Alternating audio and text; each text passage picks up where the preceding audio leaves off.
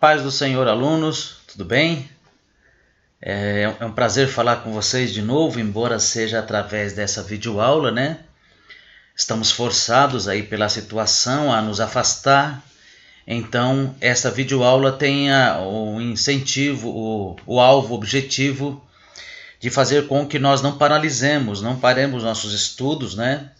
No nosso curso básico Teologia aos sábados, quando estávamos estudando seitas e heresias.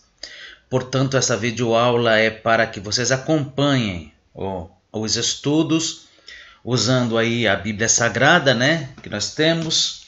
Eu estou aqui com a Bíblia versão atualizada, com a Bíblia na versão corrigida, com o nosso livro de estudos, que daqui a pouco vamos utilizar, e também com aquele material que nós tínhamos entregado para todos os alunos, porque entendemos que antes de falar de seitas e heresias, seria importante que nós falássemos um pouco, mesmo que panoramicamente, sobre algumas doutrinas, creio que as mais importantes, né?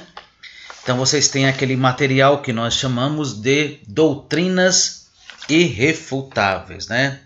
Lembram-se desse material que nós tínhamos aqui. Espero que vocês estejam bem, na medida do possível, né? Que o Senhor guarde a cada um que está agora em casa, em quarentena, como eu também estou, ou aqueles que não podem ficar em casa, que Deus abençoe a cada um. E antes que nós iniciemos essa videoaula, quero pedir que vocês perdoem aí qualquer coisa, né? É a primeira vez que usamos esse recurso para ministrar aulas. Muito bem, mas antes que nós iniciemos a nossa aula, eu gostaria de fazer uma oração nesse momento. Senhor, nosso Deus e nosso Pai, nós te agradecemos por mais um dia de vida que o Senhor tem nos dado, Senhor. Te pedimos que o Senhor nesse momento alcance, Senhor Deus, com a tua mão poderosa, a vida de cada um dos teus filhos, abençoando o lar de cada um, Senhor, suprindo toda a necessidade, afastando toda enfermidade, todo mal, Senhor. Deus maravilhoso, que logo nós possamos estar na tua casa, Senhor Deus, te louvando e também juntos aprendendo da tua palavra. Nós te pedimos todas essas bênçãos em nome de Jesus. Amém. Muito bem, meus irmãos. Então, nas últimas aulas, nós estávamos falando sobre as doutrinas irrefutáveis, né? Falamos sobre Deus o Pai, também a outra foi Deus o Filho, Deus o Espírito Santo. Acompanhe aí, por favor, naquele material que você tem. Falamos sobre o pecado, né? O pecado. E agora estávamos falando sobre a outra doutrina, que era a justificação. Eu acredito que a justificação nós encerramos, né? Também essa doutrina, se eu não me engano. E agora vamos entrar na regeneração. Muito bem. Os irmãos sabem que através da justificação, que é um ato da parte de Deus, não é do homem, justificação é bíblica, nós encontramos a doutrina da justificação na carta de Paulo aos Romanos, a partir do capítulo de número 5, embora para o entendimento melhor e completo dessa doutrina, tenhamos que entender e estudar todo o livro de Romanos, porque a partir do capítulo 1, o apóstolo Paulo apresenta a situação do homem após a queda. Ele fala do pecado, do gentio, e no capítulo 2 do judeu, e no capítulo 3 ele resume a situação do homem, a situação do pecado, da queda, porque através do pecado o homem está distanciado de Deus. E Romanos 3:23 diz: porque todos pecaram e destituídos estão da glória de Deus. Outras versões trazem: estão carentes, ou carecem da glória de Deus. Muito bem. Então o apóstolo Paulo, para falar da justificação, primeiro ele fala da situação do homem, do pecado. Depois, então, no capítulo 4 e 5, ele fala de como Abraão foi justificado pela fé.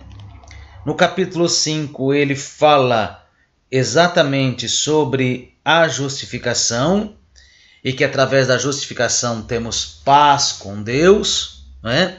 Porque a nossa situação com Deus antes da nossa salvação era uma situação de ira da parte de Deus sobre o homem, que está narrado lá no capítulo 1 de Romanos. A impossibilidade do homem se aproximar de Deus, porque nós temos que entender isso, né? Que por causa do pecado o homem não pode agradar a Deus. Romanos, o capítulo 8, vai tratar disso, mas essa situação o apóstolo Paulo trata em todo o livro de Romanos. Através do pecado o homem se distanciou de Deus. Portanto, ele não pode ter contato com Deus. Somente através da justificação, que foi um ato da parte de Deus, não foi decisão do homem, foi decisão de Deus, um decreto através do qual Deus aceita o pecador e Deus está disposto a recebê-lo, passando por cima do pecado, não passando de qualquer forma, mas exigindo uma reparação. Essa reparação é a morte de Cristo na cruz do Calvário. Muito bem, meus irmãos, então continuando. A justificação é um ato judicial. A ideia de um tribunal onde o réu vai receber uma sentença, mas antes que ele receba essa sentença, aparece uma terceira pessoa que assume toda a culpa, o réu então é libertado e não há mais nenhuma condenação sobre ele. Esse réu não é inocente, mas não pode ser condenado, porque alguém assumiu a culpa em seu lugar. Então, justificação é isso.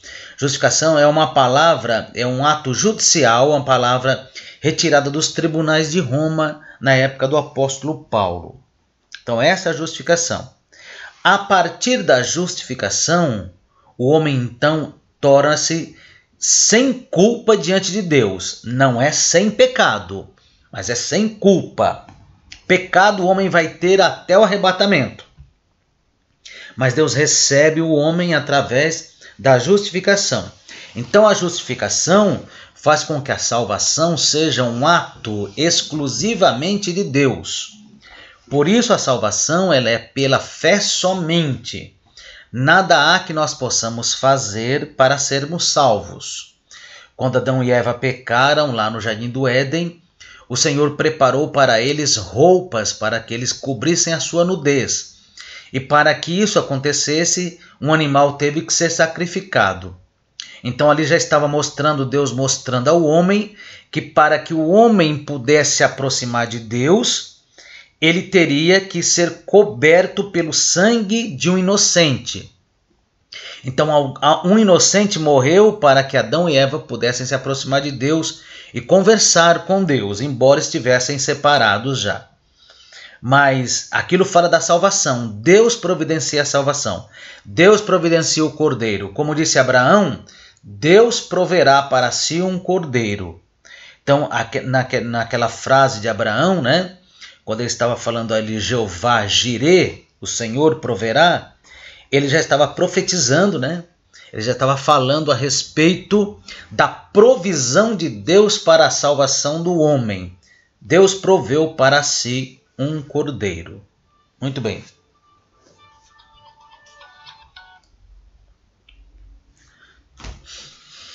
Amém? Vamos continuar. Continuando então, através da salvação, o homem alcança então essa posição diante de Deus, a posição da santificação. E inicia-se nesse momento também a regeneração. Veja, nós já lemos em sala de aula, mas é bom nós voltarmos a ler novamente. Romanos capítulo 10, versículos 9 e 10. Que diz, se com a tua boca confessares ao Senhor Jesus, e em teu coração creres que Deus o ressuscitou dos mortos, serás salvo. Visto que com o coração se crê para a justiça, e com a boca se faz confissão para a salvação.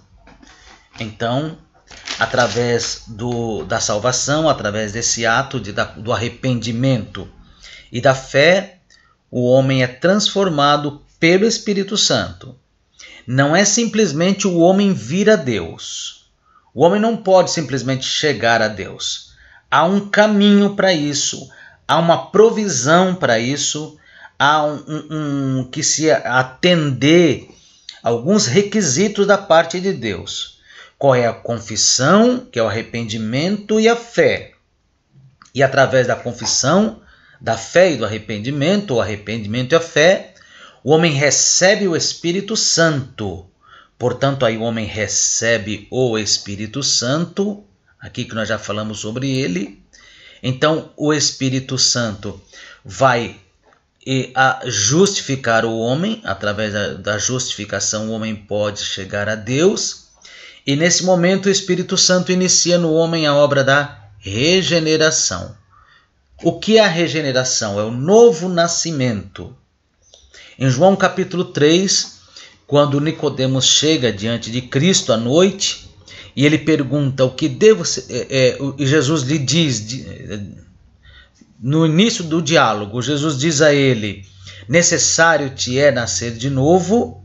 Então Nicodemos fica sem entender essa frase e pergunta, como eu poderei voltar a entrar no ventre da minha mãe? Então Jesus diz para ele, não, Nicodemos, se você não nascer da água e do Espírito, não pode ver o reino de Deus. Nascer da água é ser regenerado pela palavra. Porque a palavra quem limpa, é a palavra que transforma, é ela quem regenera. A Bíblia diz que a fé vem pelo ouvir, e ouvir a palavra de Deus. É a palavra quem faz a regeneração, é a palavra quem lava dos pecados, é a palavra quem produz a nova vida.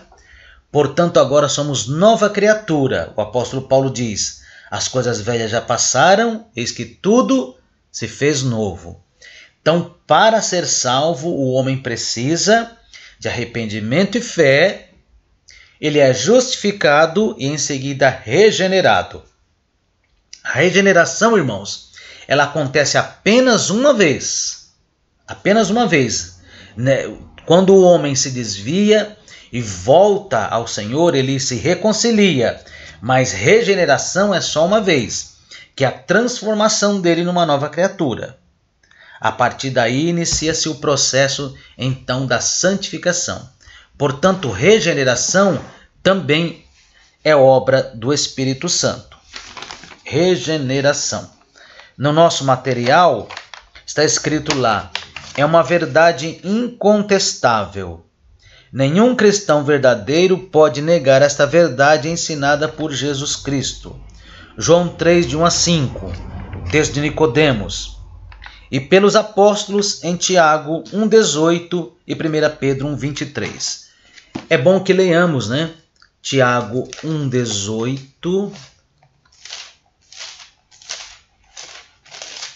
Tiago 1,18. A palavra do Senhor diz, segundo a sua vontade, ele nos gerou pela palavra da verdade, para que fôssemos como primícias das suas criaturas. Veja então, ele nos regenerou, ele nos gerou de novo, né? Pela palavra da verdade. Também um outro texto aqui mencionado por nós no material é 1 Pedro 1 e 23. 1 Pedro 1 e 23, a palavra do Senhor diz, sendo de novo gerados, não de semente corruptível, mas da incorruptível, pela palavra de Deus, viva e que permanece para sempre. Os irmãos viram que nos 2 versículos que nós lemos, os escritores sagrados fazem questão de dizer que a regeneração ela é produzida pela palavra. A regeneração não é produzida pela vontade própria do homem. A regeneração não é produzida através das boas obras. A regeneração é produzida através da palavra de Deus. Como é feito isso? Ora, é um ato milagroso, né? Aí está o poder da palavra. A palavra transforma o homem. Não podemos explicar isso, como é que ela atua, como ela faz. Porque aí está o mistério do Evangelho, do poder de Deus. do novo nascimento, mas nós temos uma ideia. É que o Espírito Santo passa a habitar no homem e muda a sua mente, o seu coração, as suas emoções, seu entendimento. E Romanos, o apóstolo Paulo diz que o nosso espírito, o Espírito de Deus, testifica com o nosso espírito que somos filhos de Deus. Então, a partir do momento do novo nascimento, há um relacionamento entre o Espírito de Deus e o Espírito do homem, produzindo então uma mudança no ser do homem, no íntimo do homem. Porque, irmãos, todo o comando do ser do homem está na mente. Então o apóstolo Paulo diz que nós passamos a ter a mente de Cristo. É através da mente. A grande luta que existe no mundo cósmico, no mundo espiritual, em que Satanás investe contra os filhos de Deus, é pelo controle da mente do homem. Porque é da mente que procede tudo. A Bíblia fala do coração, mas nós sabemos que não é o coração, é a mente. Mente e coração estão juntos, são praticamente a mesma coisa. Não o coração, o órgão físico, mas o coração, sede das emoções, dos entendimentos. É uma mudança de conceito, de visão, de caráter, mudança do pensar, do agir, do falar, mudança no sentir.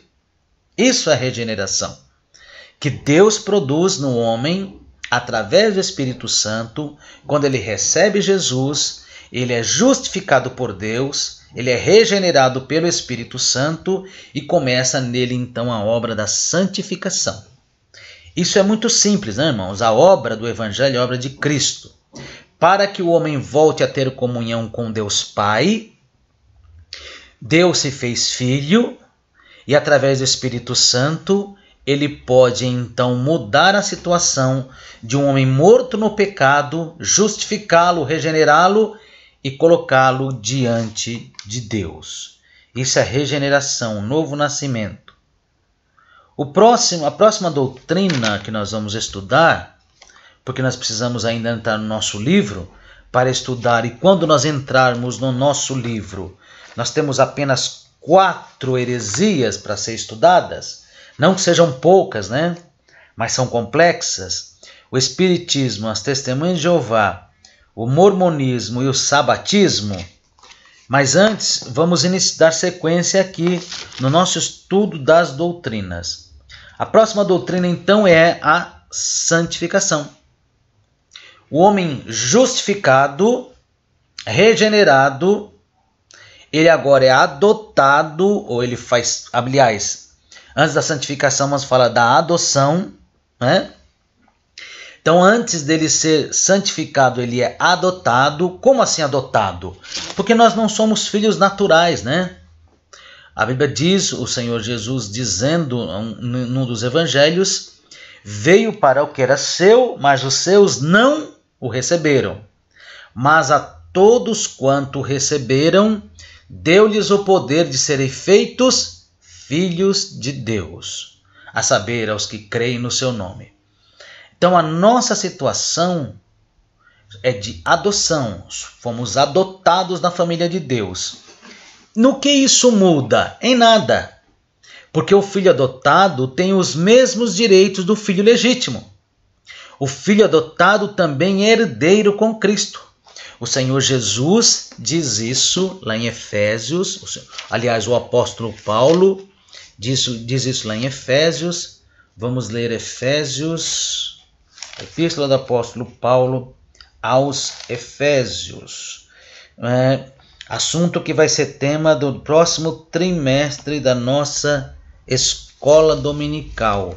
A carta da igreja, Veja o que diz o apóstolo Paulo aqui, no capítulo de número 2,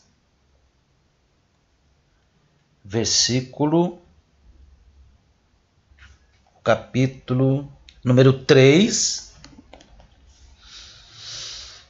a partir do versículo 1. Vamos ler o capítulo 3 de Efésios. Diz assim: Por esta causa eu, Paulo, o prisioneiro de Jesus Cristo, porque o apóstolo Paulo nesse momento estava na prisão em Roma, por vós, os gentios, ou seja, por nós, por esta causa eu, Paulo, sou prisioneiro de Jesus Cristo por vós, os gentios, se é que tendes ouvido a dispensação da graça de Deus, para que convosco me foi dada,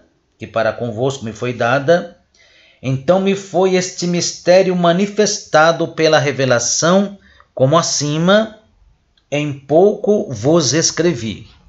Então Paulo, preso, recebeu como apóstolo de Cristo a revelação do grande mistério. Que mistério é esse?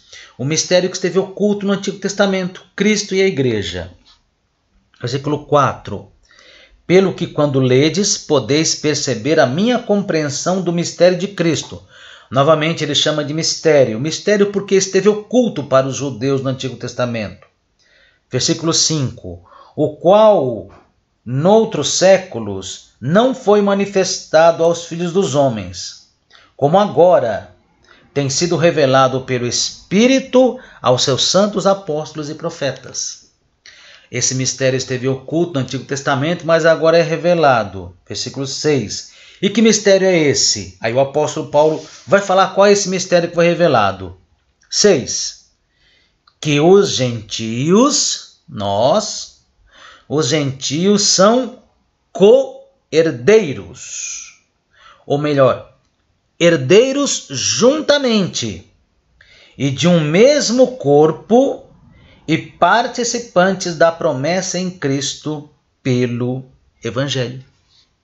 Veja, no versículo 7, do qual fui feito ministro pelo dom da graça de Deus que me foi dado segundo a operação do seu poder. Veja que texto maravilhoso, né? Então fomos adotados. O apóstolo Paulo diz que como nós não éramos a árvore, não é? Nós não éramos a árvore, nós não éramos a oliveira, que simboliza Israel, mas nós fomos enxertados na árvore. E enxertar é cortar uma parte e colar outra parte, não é? E amarrar ali o enxerto e esperar alguns dias para que ela fixe. E depois tira as amarras e ela passa a crescer sozinha, recebendo a seiva da árvore. Isso é adoção.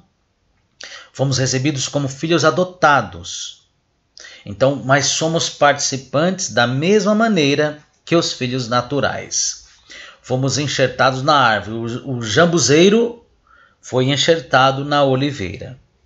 Então, a partir desse momento, alcançamos a adoção e o Espírito Santo, então, inicia em nós a obra da santificação, que é a nossa próxima doutrina.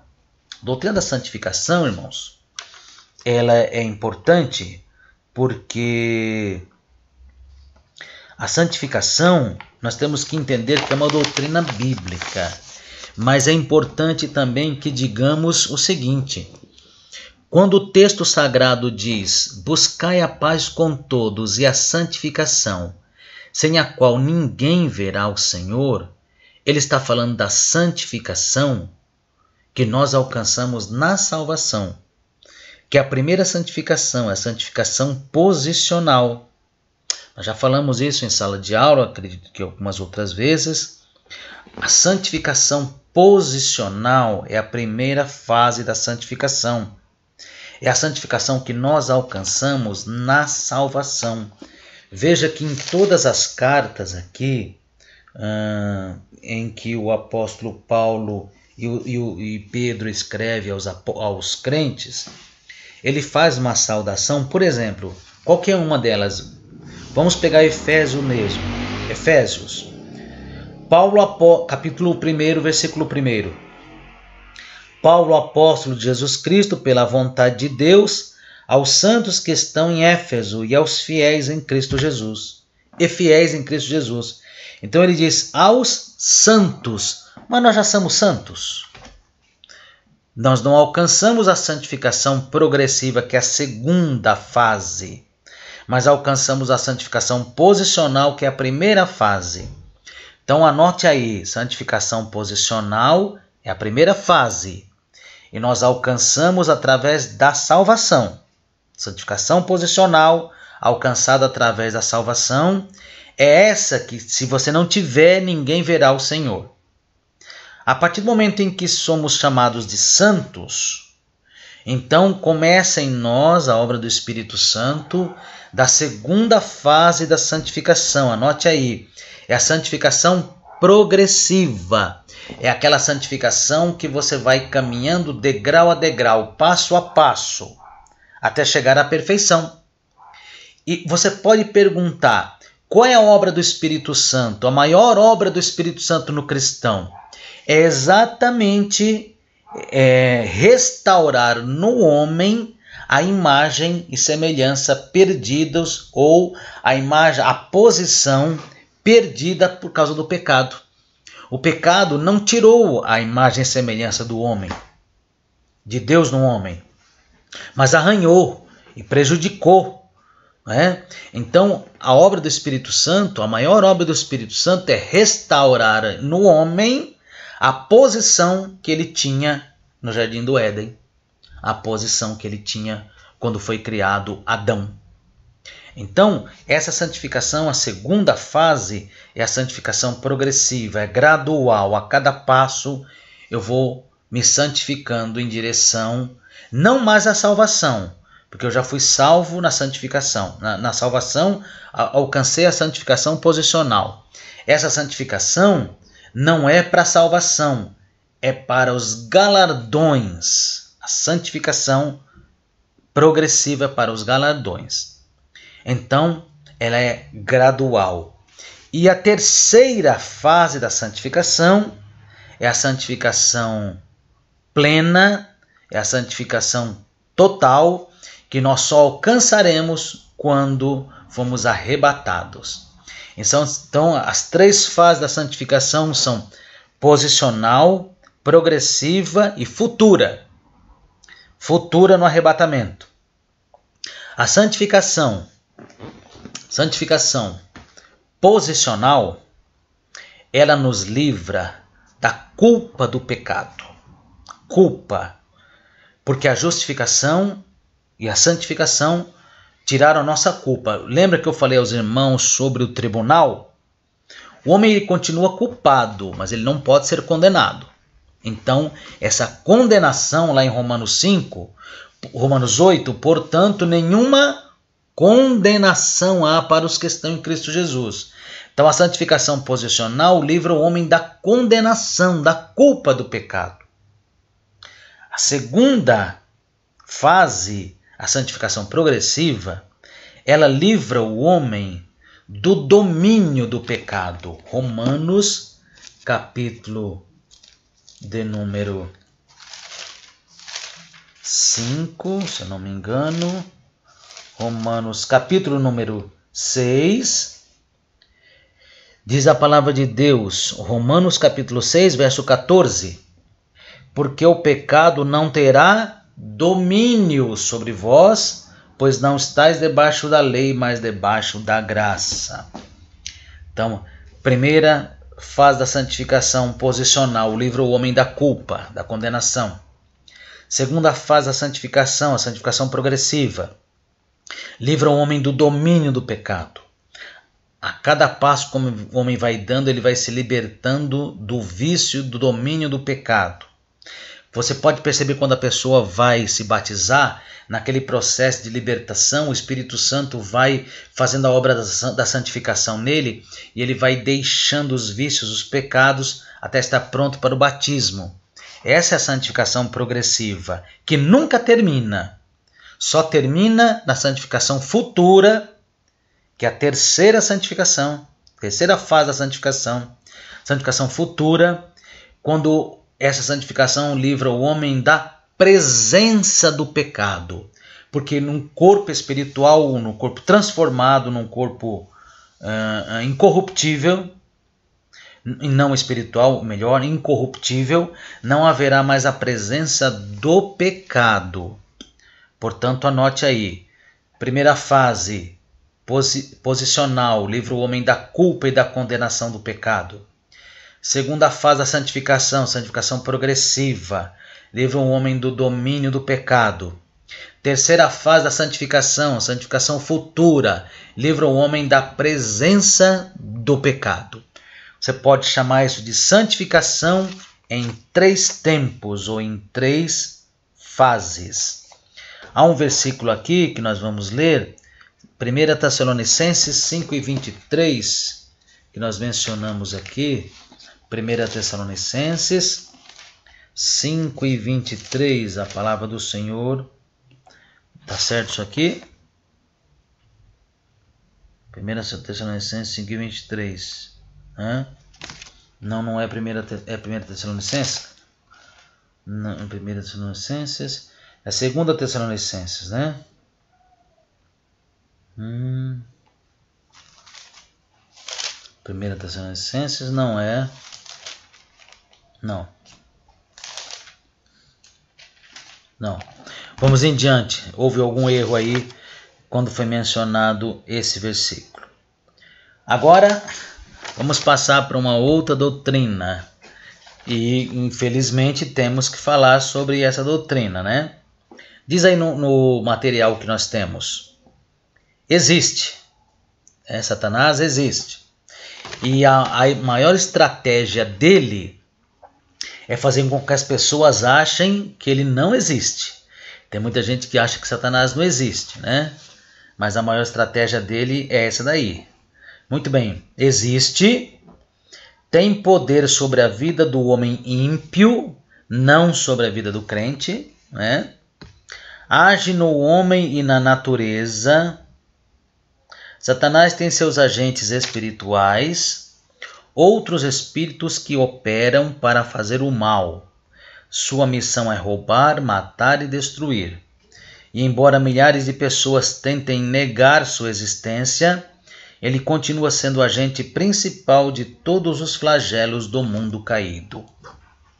A existência de Satanás é uma realidade, né? O Senhor preparou o inferno para o Satanás e seus anjos, e todo aquele que se unir a Satanás vai para o inferno junto com ele. A obra de Satanás ela é real desde o início. Ele será preso por um período de quase 1000 anos e será solto, e depois ele será lançado no lago de fogo e enxofre para todo sempre. Mas ele é real, nós não podemos brincar, não podemos temer Satanás, mas não podemos subestimá-lo, né? Essa é uma realidade. Outra doutrina é a doutrina da Bíblia. E ela está aqui por quê? Porque como estudantes de teologia, nós nos baseamos na Bíblia Sagrada. É a nossa fonte de ensino e de estudo. E a Bíblia Sagrada, nós queremos falar sobre a sua suficiência. O que é a suficiência das Escrituras? Pense num copo que está cheio d'água, cheio até a boca. E você vai lá e coloca mais água nele. O que acontece com esse copo? Vai derramar. Então, assim a Bíblia, ela é suficiente, ela é plena. Se você acrescentar mais alguma coisa, aqui vai estragar. É como a água, o copo está cheio. Se você colocar mais água, vai derramar e se perder. Não há necessidade de acrescentar mais nada. Isso é suficiência das Escrituras. Outra coisa importante a dizer sobre as Escrituras é a sua inspiração plena. A Bíblia, irmãos, ela não contém a palavra de Deus. Muita gente diz que a Bíblia contém a palavra de Deus. Não. Se nós entendermos que ela contém a palavra de Deus, nós vamos dizer então que ela contém outras palavras que não são de Deus. Não. Ela não contém, ela é a palavra de Deus. Ela foi inspirada plenamente. Deus soprou e os homens receberam a inspiração. O Antigo Testamento, os profetas que escreveram, os homens, muitos deles não sabiam do que estavam falando. Já do Novo Testamento, eles já conheciam aquilo que estavam profetizando e falando. Então, isso é suficiência das Escrituras, da palavra de Deus. E por último, nós já falamos bastante, a doutrina da salvação. A doutrina da salvação, ela inclui tudo o que nós falamos anteriormente aqui. Deus, o Pai, providenciou a salvação. Deus não podia aceitar o homem da maneira como ele estava no pecado. Portanto, Deus encarnou no Filho, enviou seu Filho para que morresse na cruz do Calvário, através da sua expiação, ou seja, a sua morte substitutiva, que expiação é substituição. Cristo nos substituiu na cruz do Calvário. Ele enviou o Espírito Santo para que pudesse operar no homem a obra da salvação, anulando os efeitos do pecado, justificando o homem, regenerando o homem, adotando o homem como filho e iniciando o processo de santificação para que o homem se aproxime de Deus. No ponto 11 da nossa lição aí, diz que a salvação é eterna se o salvo permanecer até o fim. É oferecida a todos os que creem em Jesus Cristo. É gratuita e por meio da fé. Jesus Cristo é o único que pode nos proporcionar esta eterna salvação. Certo? Muito bem. Aí estão as doutrinas irrefutáveis da nossa fé. Eu creio que se ficou mais alguma dúvida aqui, os irmãos podem fazê-la no grupo da FAESP de sábado. Este vídeo ele estará sendo divulgado no nosso grupo.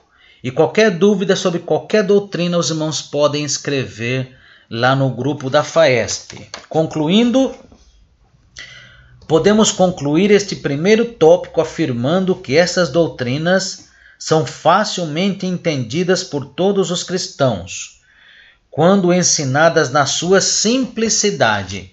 E foi isso que nós acabamos de fazer, com simplicidade, sem uma linguagem rebuscada, sem termos aqui uma linguagem muito técnica, teológica. Procuramos então falar sobre esses 11 pontos, poderemos incluir mais alguns aqui, né? Podemos falar sobre a igreja também, que é o corpo de Cristo, mas futuramente faremos isso.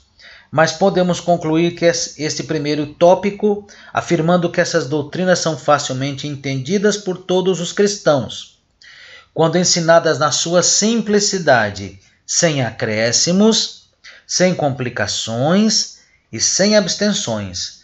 Qualquer cristão sincero não negará a veracidade delas. Amém, meus irmãos? Oro para que você seja abençoado por esse estudo, por essa palavra.